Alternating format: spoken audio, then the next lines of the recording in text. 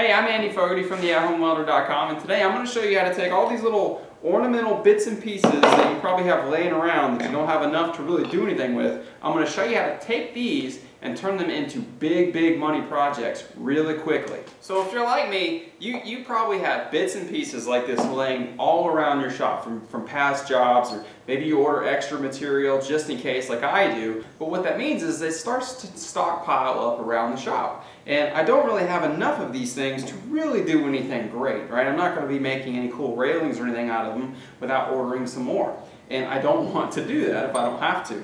So what I do is I start to think outside the box. And this is really where you start to hone in your skills of working with metal and working with these different little pieces, is being able to look at them and just see things come together, be able to see cool things that you can make.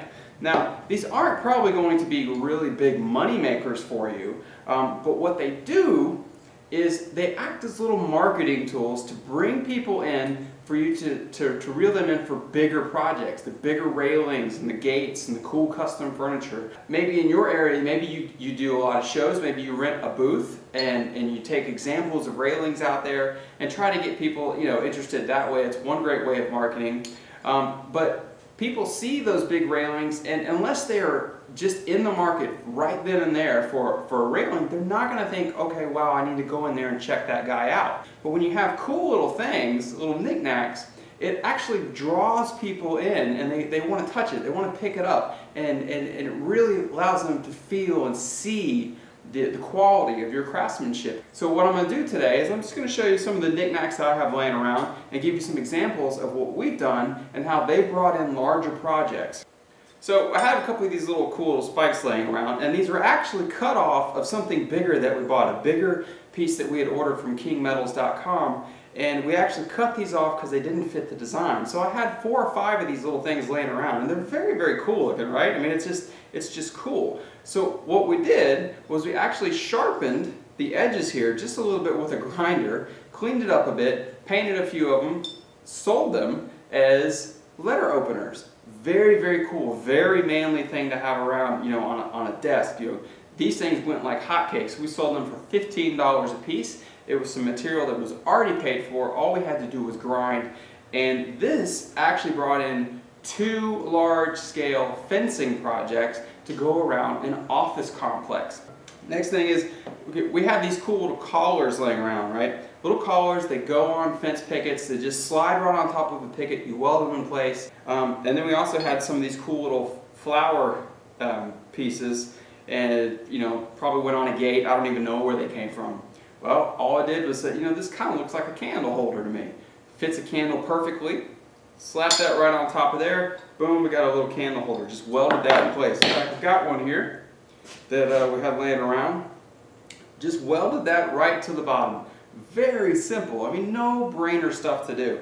It allows people to remember you. It allows people to come in, pick it up, really touch with their hands the craftsmanship that you're capable of and that you're putting out there.